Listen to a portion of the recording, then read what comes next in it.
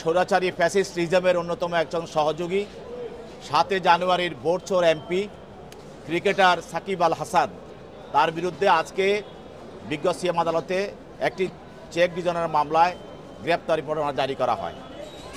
এই মামলাটির বিষয় হলো যে সাকিব আল হাসান আইপিআইসি ব্যাংক থেকে তার নামের একটি প্রতিষ্ঠান যেটা সাতক্ষীরা অবস্থিত, সেটা হলো Shakib Al Hasan agro farm limited.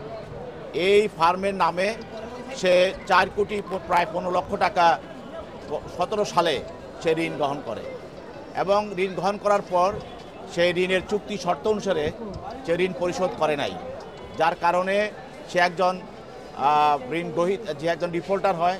Defaulter হওয়ার কারণে সে যে চেকগুলো দাখিল করেছিল ব্যাংকে টাকা পরিশোধ করার জন্য, ওই চেকের বিপরীতে ব্যাংক তার বিরুদ্ধে এনআই অ্যাক্টে তার বিরুদ্ধে আজকে চেকের মামলা করে। এই মামলায় দায়েরের পর তার বিরুদ্ধে সমন ইস্যু করা হয় এবং সমন আদালতে উপস্থিত হওয়ার জন্য যে সমনটা দেওয়া হয় সেটা রীতিমতো তার ফার্মের ওখানে জারি করা হয়। কিন্তু সেই আজকে দাহ্য ছিল আদালতে আসার জন্য, কিন্তু সে আজকে আদালতে আসে নাই। না আসার কারণে তার বিরুদ্ধে বিজ্ঞ আদালত গ্রেপ্তারি পরোয়ানা জারি করেন।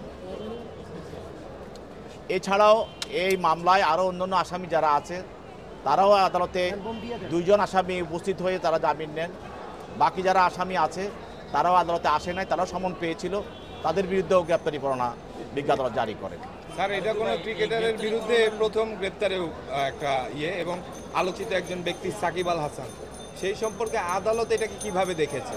সাকিব আল হাসানের এই 17 সালে যে 4 কোটি প্রায় 15 লক্ষ টাকা ঋণ নিয়েছে তার ফার্মের নামে, তো এই টাকাটা সে ঋণ নেওয়ার পরে ঋণের যে শর্ত সে পরিশোধ করে নাই। তো তার মতো একজন ক্রিকেটার এবং তার তো টাকার অভাব নেই, তার উচিত ছিল ব্যাংকের সময় মতো ব্যাংকের টাকাটা পরিশোধ করা। তো তার যদি এই অবস্থা হয় তাহলে এই দেশের মানুষ অন্য যারা ঋণ গ্রহণ করে তাদের কি অবস্থা হবে?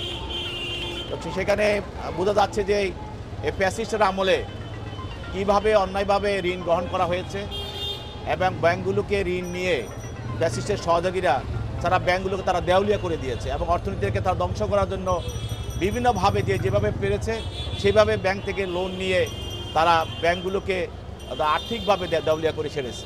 এতে দেশের অর্থনৈতিক ক্ষতি হয়েছে, দেশের ভাবমূর্তি ক্ষতি হয়েছে এবং আমাদের ব্যাংক যে সেক্টর, এই যে ব্যাংকে যে বিষয়টা আছে এগুলিও তাদের ব্যবসায়িক কার্যক্রম তারা করতে তারা ব্যাহত হয়েছে। কারণ ফ্যাসিস্টে তারা ব্যাংক ঋণ দিতে তো তারা না করতে পারে নাই, অনেকে টাকা থাকা সত্ত্বেও তারা কর ফাঁকি দেওয়ার জন্য, সরকার আদর্শ ফাঁকি দেওয়ার জন্য ঋণ গ্রহণ করে তারা আবার সেই ঋণ পরিশোধ না করে তারা খেলাপি হয়েছে।